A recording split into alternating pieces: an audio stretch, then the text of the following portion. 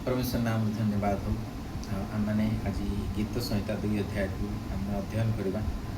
परमेश्वर वाक्य स्थानीय पर लिखा जाए, गोष्ठी मैंने कहीं कलह करती, जनमुंद कहीं अनर्थक विषय भाड़ती, सदाप्रभु विरुद्ध और अभिशप्त व्यक्ति विरुद्ध भूपतिगण ठिया होती और शासन कर्तृगण एकत्र मंत्रणा करती। यहपरी 2 पद लिखा हो। तो आसंता मैंने प्रार्थना करिया। दयालु सर्वशक्तिमान पिता, आपन प्रेजेंस चाहूँ प्रभु, पवित्र वाक्य दे आप कथा कहूँ, सर्ववर्ती परमेश्वर पवित्र आत्मा सहायता प्रदान करूँ, अनुग्रह करूँ।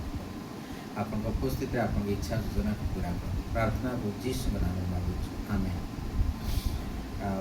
गीत संहिता जो 2 अध्याय को जिते आम पाठ करूँ, गोटे यहाँ परमेश्वर दुईटा भाग में विभक्त कर परमेश्वर किभली भाव में अभिषिक्त को राजत्व कराती, आ द्वितीय परमेश्वर जिते राजा माने अन्य जो संभ्रांत लोक मैंने जो मैंने प्रतिपत्ति कि जो मैंने अधिकारी अच्छा से जो गर्व करते से उपहास करती।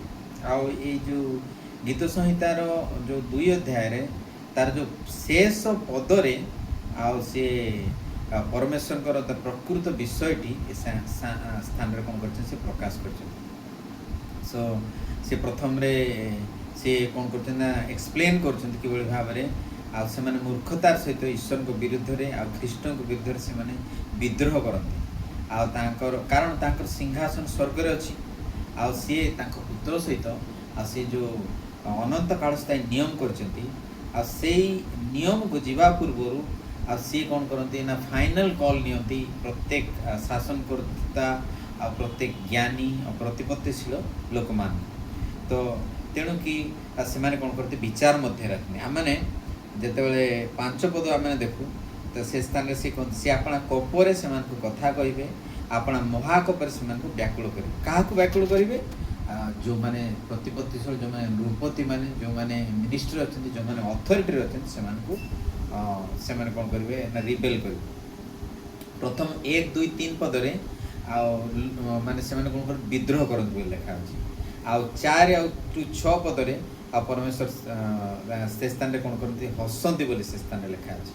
आ 7 ରୁ 9 पदरे आम जो देखू मु सही विधान प्रचार करी सदाप्रभु मते कहले तुम्हें आंभर पुत्र आज आंभे तुमको जन्म देलु आंभ निकटर माग तेबे आंभे तुमको उद्धार अधिकार निमंते गोष्ठी मान को तुम अधिकार निमंते पृथ्वीर प्रांत भाग सबू तुम्भको देवा।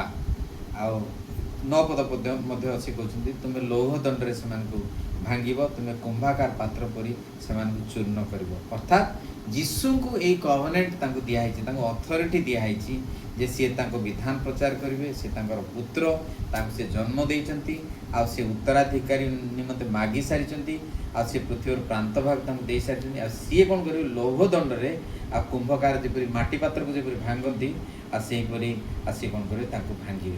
यहाँ हूँ डिक्री सी कर जो मैंने भावती 10 ରୁ 12 पदरे आ परमेश्वर एक प्रकार भाव में कहती जे जो मैंने भावती जे ईश्वर बंडेजटा हूँ मिस्टेक 10 पद लिखा हे राजागण तुम्हें मैंने ए ज्ञानवान हुआ पृथ्वी विचार करते गण तुम्हें शिक्षा ग्रहण कर भय सदाप्रभु सेवा कर कंपित हो उल्लास कर। अर्थात क्या सेवा कर जीशु को सेवा कर सेवा करने परमेश्वर पवित्र आत्मा कौन कर निर्देश दूसरी आउ कहते पुत्र को तुम्हें चुम्बन कर नहिले से क्रोध हे आ तुम मैंने पथरे विनष्ट हम कारण शीघ्र क्रोध प्रज्वलित हो। परमेश्वर हसती योजना विरुद्ध ठिया प्रत्येक लोक मान ये करती डिक्री परमेश्वर निकट में से प्रकाश कर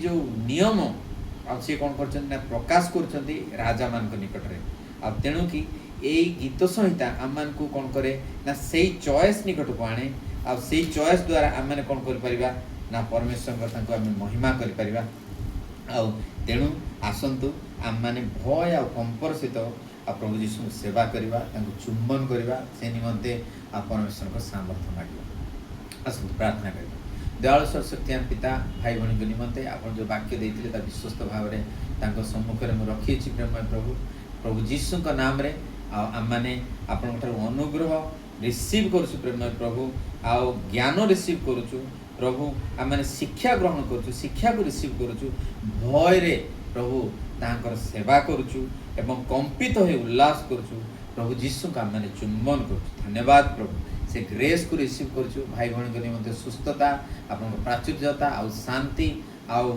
सुबुद्धि को रिसीव कर समस्त निवेदन धन्यवाद सहित आम त्राणकर्ता प्रिय प्रभु जीशु का नाम मांगुछि आमेन।